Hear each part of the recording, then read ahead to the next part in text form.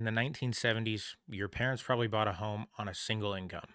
But in today's day and age, you're working two jobs and you're barely affording rent. This isn't about poor budgeting or you not working hard enough. It's just the system's broken. Let's break down how home prices and household incomes have separated and why home ownership now sits out of reach for millions of young Americans. In 1970, the median home price in the United States hit an all time high of $23,000. The median household income at that time sat around $9,800 annually. That creates a price to income ratio for income to housing of 2.3x. So, the direct translation on that, the average home costs 2.3 times what a person earned in a standard year. A lot of areas in the country offered even better ratios, closer to two times income in smaller communities. At the time in the 70s, lenders followed a simple rule: spend no more than three times your annual income on a home for you and your family. Back then, that wasn't like kind of aspirational guidance. That really was reality for most people buying homes. A family combined, if both parents were working, and even if they were working part time and earning $10,000 a year, could purchase a $23,000 home. They could put down $4,600 on average, which was 20%, or if you were a single income family, that was about half a year's salary, and they could still carry a reasonable monthly payment. At the time, single income households regularly and routinely bought real estate. And everyone was doing it. It wasn't just a few people, it was teachers and office workers and factory workers and grocery store clerks. Home ownership was accessible across professions. There weren't massive investors buying homes in bulk like there are today. So let's jump ahead to the 2025 housing market and break down what it looks like today. The median home price in the United States currently exceeds $420,000. The median household income, two-person household, hovers around $75,000 a year. That's a price to income ratio of 5.6x. Homes today nearly cost six times what the average household earns annually. Major metro markets look significantly worse than even that. In San Diego, it runs about 8 to 10x income to housing. Other cities like Denver, Seattle, and Austin, Texas, it's the same story. Prices range anywhere from 500,000 to 800,000, while household income hovers around 60,000 to 90,000 in those areas. So that old three times your income thing doesn't exist anymore in 2025 like it did in the 70s. That's a completely dead theory that will never probably exist again. If we were to apply that today, you would need to earn around $140,000 a year just to be able to apply the 3x rule to a $420,000 median home. And that doesn't count if you're in a metro area. The median household earns about half of that. So, what changed between then and now, from the 70s to 2025? From 1970 to 2025, housing prices have increased about 1,700%. Household income, on the other hand, has increased about 660%, a significant gap. Home prices have climbed nearly three times as aggressive as wages have. So the equation just simply doesn't balance out anymore. But this isn't just about wages lagging way far behind. Other costs have also exploded immensely. Student loan debt in the 70s wasn't a thing, it barely existed, if at all. During that time, from the research I could find, as a whole, it was under $10 billion of money at that time in the 70s in student loans. As of today, student loan debt is $1.7 trillion. College graduates today are entering the workforce $30,000 to $100,000 in debt before they've even started day one of their career. So they can't even consider buying a home when they have that. And this isn't just about student loans. Childcare costs have tripled, healthcare expenses have doubled as a percentage for household budgets. And just in the last 5 years since 2020, car prices are up 60%. So, yes, incomes technically grew, but purchasing power is basically negative. People today earn more dollars while actually being able to afford less. So, people today are working harder and running faster just to stay in the exact same place or fall backwards. Here's another piece, it's called the down payment problem. In 1970, 20% down on a $23,000 home meant you needed to save up $4,600. For a household during that time that earned $9,800 annually, that was about 6 months of gross income. I know it probably took a little bit longer, but on paper, those are the numbers. At the time, if you were aggressively saving money, you could hit that number in 12 to 18 months while still living an affordable life and covering all living expenses. It was achievable.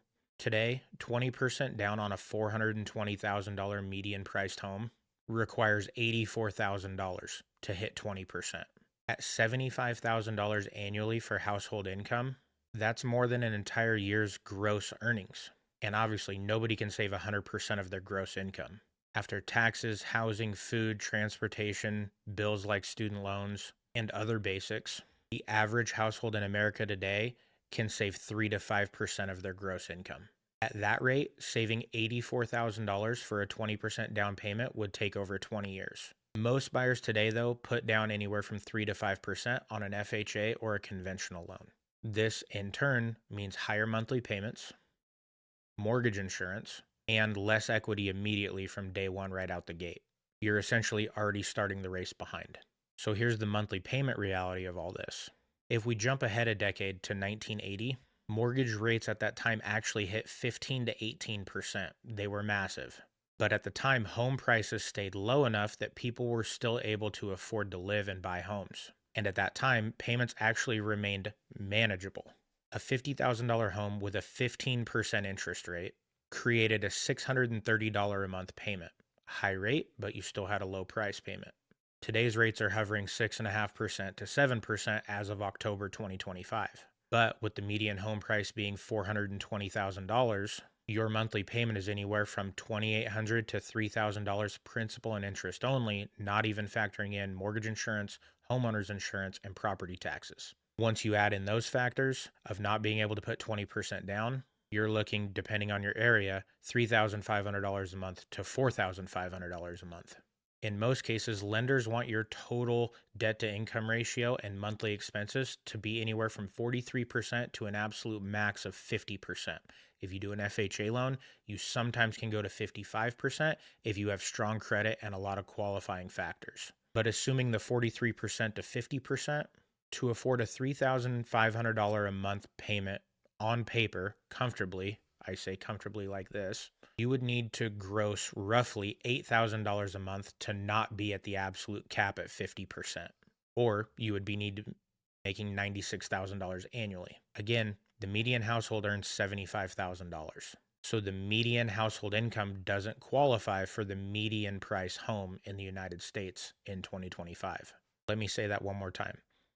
The median household income of $75,000 does not qualify for the median priced home of $420,000 in the United States. The typical American household cannot afford the typical American house. So let's jump into the core problem. We constantly hear everywhere, young people need to budget better. They need to cut here. Don't do this. Don't do that. Well, you shouldn't have 4 streaming services. You shouldn't, so on and so forth. Skip the lattes. Don't buy the avocado toast. That's not really analyzing anything or breaking it down. It's actually just deflecting what the real problem is that nobody wants to talk about. This isn't about individuals making bad choices. It's about systemic ratios that just simply don't work anymore. It doesn't make sense. Homes went from affordable to aspirational, from a common good to a luxury good. It went from being a middle class norm to an upper middle class privilege of owning a home.